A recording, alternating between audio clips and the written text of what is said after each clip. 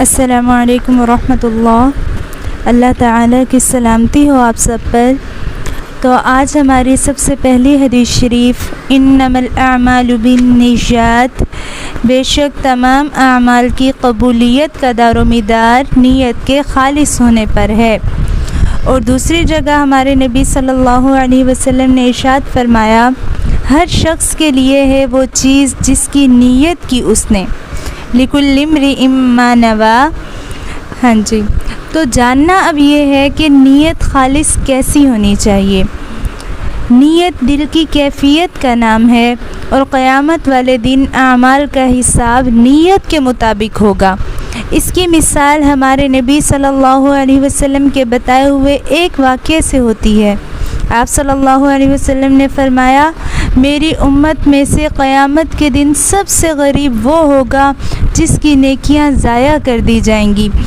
تو صحابہ کرام نے پوچھا، یا رسول اللہ، وہ کون سا شخص ہوگا جس کی نیکیاں ضائع کر دی جائیں گی؟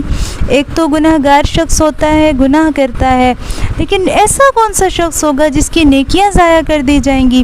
تو آپ صلی اللہ علیہ وسلم نے ارشاد فرمایا، قیامت والے دن ایک شخص آئے گا اللہ تعالیٰ کے سامنے، اس پہاڑ جتنی اونچی ہوں گی، اتنے ڈھیر لگے ہوئے ہوں گے اس کی نیکیوں کے، اور اللہ تعالیٰ اس کی تمام نیکیاں ضائع فرما دیں گے۔ جس طرح کسی لکھے ہوئے کو انسان ریز کر دے، یا جس طرح کسی کاغذوں کو اکٹھا کر کے انسان جلا دے تو بالکل راکھ بن جاتی ہے، بالکل ضائع ہو جاتی ہے، تو ایسے ہی اللہ تعالیٰ اس کی تمام نیکیاں ضائع فرما دیں گے۔ وہ چیخ اٹھے گا، یا اللہ، میں نے تو اتنی نیکیاں کی آپ کے لیے، میں گناہوں سے بھی بچا رہا اور آپ نے میری ساری نیکیاں ضائع فرما دیں۔ تو اللہ تعالیٰ فرمائیں گے، تو نے نماز اس لیے پڑھی کہ لوگ تجھے نمازی کہیں، تو نے قرآن اس لیے پڑھا کہ لوگ تجھے حافظ کہیں، تو نے قرآن ناظرے کے ساتھ اور خوبصورت آواز میں تلاوت اس لیے کی کہ لوگ کہیں واہ واہ کیا خوبصورت آواز ہے، تو نے علم اس لیے حاصل کیا کہ لوگ تجھے عالم کہیں، تو نے حج اس لیے کیا کہ لوگ تجھے حاجی کہیں، تو نے مال اس لیے خرچ کیا کہ لوگ تجھے سخی کہیں، تو نے یہ سب لوگوں کے لیے کیا، تو میں تجھے یہ سارا بدلہ تعریفوں کے ذریعے دے چکا، تیری بہت واہ واہ کروا چکا میں دنیا میں، تو آج میرے پاس تیرے لیے کچھ بھی نہیں۔ اور وہ انسان خالی ہاتھ ملتا ہوا، روتا ہوا، چیختا ہوا جہنم میں داخل کر دیا جائے گا۔ نعوذ باللہ من عذابہ وغضبہ وقہرہ۔ تو یہ نیت اتنی چیز ہے، جہاں نیت میں فطور آیا وہاں ہر عمل ضائع، اور جہاں نیت خالص ہوگی اسی انسان کے ساتھ اللہ تعالیٰ کی مدد شامل ہوگی۔ ایسی نیت جس میں کسی قسم کی کوئی ملاوٹ نہ ہو، جیسے ہم کہتے ہیں کہ ہم جا تو حج کرنے رہے ہیں، چلو ساتھ میں شاپنگ بھی کر لیں گے، ایسے ہی ہم نے نماز پڑھنی ہے، چلو ساتھ میں ایکسرسائز بھی ہو جائے گی، چلو وضو کرنا ہے، گرمی لگ رہی ہے، چلو گرمی بھی ختم ہو جائے گی۔ یہ نیت خالص نہیں رہتی۔ آج جو ہمارے لیے نیکیاں کرنا مشکل ہو چکا ہے، وہ اس لیے کہ ہماری نیت اللہ تعالیٰ کے لیے خالص نہیں ہے، ہماری ایک نیت ہی نہیں رہی، ہم ہر چیز میں اپنا فائدہ دیکھتے ہیں۔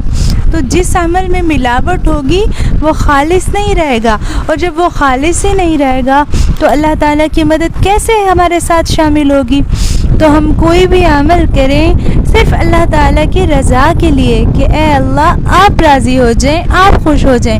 جیسے نماز پڑھ رہے ہیں تو دل سے کہیں اے اللہ آپ کے لیے، اللہ کے بندوں کی مدد کر رہے ہیں تو اپنے دل میں یہ الفاظ دہرایا کریں، اے اللہ آپ کے لیے مدد کر رہا ہوں، کسی احسان کے لیے مدد نہیں کر رہا کہ مجھے اس کا بدلہ ملے، اے اللہ آپ کے لیے۔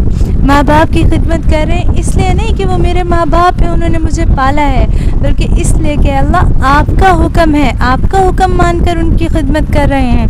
پھر دیکھیں اللہ تعالیٰ کی مدد کیسے آتی ہے، اور اللہ تعالیٰ کتنے خوش ہوتے ہیں ہم سے۔ انسان ساری دنیا کو کھو کر بھی اللہ تعالیٰ کو خوش کر دے تو بہت سستا سودا ہے، اور اگر ساری دنیا کو خوش کر کے اللہ تعالیٰ کو ناراض کر بیٹھیں تو بدترین گھاٹا ہے۔